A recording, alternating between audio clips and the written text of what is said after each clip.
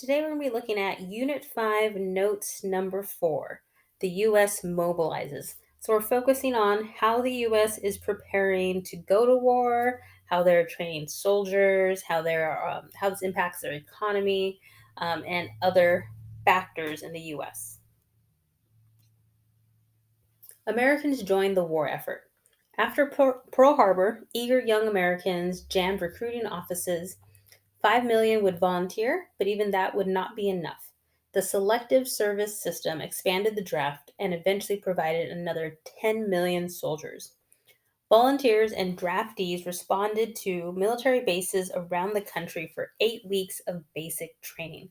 So, most of these volunteers, whether they were drafted or volunteered on their own, were not career soldiers. So these were young men and who had other jobs. Maybe they worked in factories, maybe they were policemen, mailmen, teachers. So 8 weeks of training is not enough to be ready for war, but that is what the US had at the time. For many minority groups, the war created new dilemmas. Despite discrimination in the military, more than 300,000 Mexican Americans joined the armed forces. About 1 million African Americans also served in the military in segregated units and were initially limited to mostly non combat roles.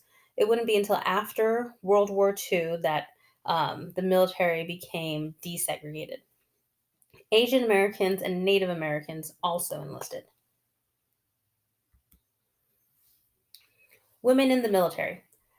The military's workforce needs were so great that Army Chief of Staff General George Marshall pushed for the formation of a Women's Auxiliary Army Corps. You could say WAC. Sorry, I put one too many C's right there. Women would serve in non-combat roles to free up men. So they would be doing work behind the scenes that used to be done by men, so that the men could then perform combat roles and actually go and fight. Women who were part of WAC were given an official status and salary. They worked as nurses, ambulance drivers, radio operators, electricians, and pilots. So, like the ones that were pilots, they would test planes. They would often fix the planes and get them ready, fly them to their destinations to be used in combat missions, but they weren't flying the planes in actual missions. Industrial response. Automobile plants had been retooled to produce tanks, planes, boats, and command cars. Across the nation, all factories were quickly converted to war production. So anything, basically all consumer goods, stopped being produced. And the full might of the US went towards producing wartime supplies. Shipyards and defense plants expanded with dizzying speed. Henry J. Kaiser built 7 massive new shipyards that turned out Liberty ships, tankers, troop transports, and baby aircraft carriers. Labor's contribution. Defense contractors worried that the nation would not have enough workers to meet the demand because pretty much all of our able bodied men were going off to fight in war. More than 6 million of these new workers would be women. Women proved they could operate welding torches or riveting guns as well as men. Women would earn only 60% as much as men for doing the same work. So, again, this is a time where there was no such thing as equal pay for equal work. Defense plants also hired more than 2 million minorities. So, how did women and minorities contribute to the war effort? So, first, both signed up to join the military, and sometimes because of their minority status, their roles were limited. Women were fulfilling non combat roles. Minorities, like African Americans, were at first limited to non combat roles as well until they were able to fight. They also contributed by joining the workforce for those of them that stayed home, working in factories, helping to produce all the supplies that were needed for the war effort. The federal government takes control. As war production increased, fewer consumer goods were available for purchase. President Roosevelt worked to create different agencies that would fight inflation. The government would also need to ensure that armed forces got the resources they needed. So, two agencies to pay attention to: the Office of Price Administration, the OPA, They fought inflation by freezing wages, prices, and rents. They also helped to ration food such as meat, butter, cheese, vegetables, sugar, and coffee. And so they're trying to make sure that things don't become too expensive and out of control for the people that are at home, and also making sure that supplies are needed to be sent to soldiers overseas. Another one to pay attention to, the War Production Board, the WPB, rationed fuel and materials vital for the war effort, such as gasoline, heating, oil, metals, rubber, and plastic. And so ultimately, they're trying to control what are the war needs, but also ensuring that the people at home have what they need and things aren't getting too crazy and out of control for them. Wartime rationing. The OPA set up a system for rationing, establishing fixed allotments of goods deemed essential for the military. So, our first priority was to send these goods to our soldiers, making sure that they are fed, and then whatever's left over can be rationed for the home front. Households receive ration books with coupons to be used for buying such scarce goods as meat, shoes, sugar, coffee, and gasoline. And here are a few propaganda posters to kind of drum up support for all of these different rationing tactics. So let's stop and think. How did the government mobilize for World War II? We have the selective service system because we needed men to fight in the war. So we instituted a draft to get them trained, to get the soldiers ready.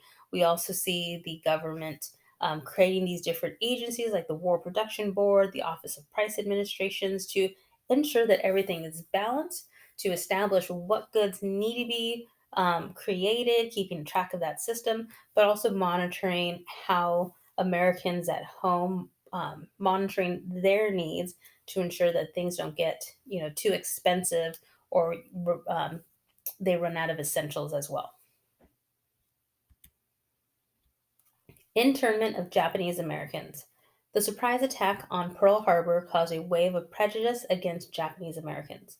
On February 19th, 1942, President Roosevelt signed Executive Order 9066, requiring the removal of people of Japanese ancestry from California and parts of Washington, Oregon, and Arizona. FDR justified this step as necessary for national security. In the following weeks, the Army rounded up 110,000 Japanese Americans and shipped them to hastily constructed remote relocation centers. About two-thirds were Nisei, or Japanese born in this country. So they were American citizens forced to leave their home and being sent to these relocation centers or internment camps. And the reason why this happened is that many people, especially on the West Coast, felt that Japan might use the Japanese Americans living here as spies and maybe plan for another secret attack. This is all a result of just wartime hysteria and paranoia. There were no specific charges ever filed against any Japanese Americans and no evidence of subversion or these types of spy networks going on. Terrified families were forced to sell their homes, businesses, and all of their belongings for less than their value. Oftentimes, they were given maybe a week or just a few days' notice that they were going to have to leave, and they could only bring with them to the camps what they could carry. So, maybe a few suitcases of valuables. So, they just left so much behind. They would be in these camps until the end of the war, so about 3 years. One thing to note is that while these are constitutional violations. Later on, the US government does apologize for this. These were not concentration camps. So the Japanese Americans were forced to go there. They could not leave. They had to stay there throughout that time, but they had a place to live. They were given food. The place was very barren because they're basically army barracks. But while they lived there, the kids they formed schools and churches. But again, it's a violation of civil liberties, constitutionality. But these were not death camps. They were not sent there to be tortured or killed. Fight for justice. So even at this time, people questioned The validity of this order, the constitutionality of this order. So in 1944, the Supreme Court decided in the case of Korematsu versus the United States that the government's policy of evacuating Japanese Americans to camps was justified on the basis of military necessity. So at the time, they stuck by what the president had done, saying that because of national security risk and for the protection of Japanese Americans, they needed to be relocated. And so here is a picture map showing where the different camps were located. And the goal was to get them kind of in remote locations so they could not potentially plan with the Japanese. After the war, the Japanese American Citizens League pushed the government to compensate those sent to the camps for their lost property. And so this was a long struggle. In 1965, Congress authorized 38 million for this purpose. It wouldn't be until Ronald Reagan was president in the 1980s that the US officially apologized for this travesty of what had happened.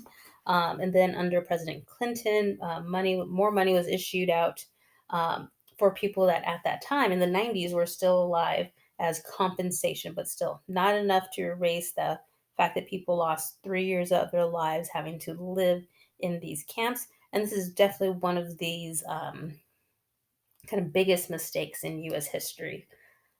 So, this is where we're going to end the notes today. Make sure you go back, look at your key terms, and finish up your weekly agenda.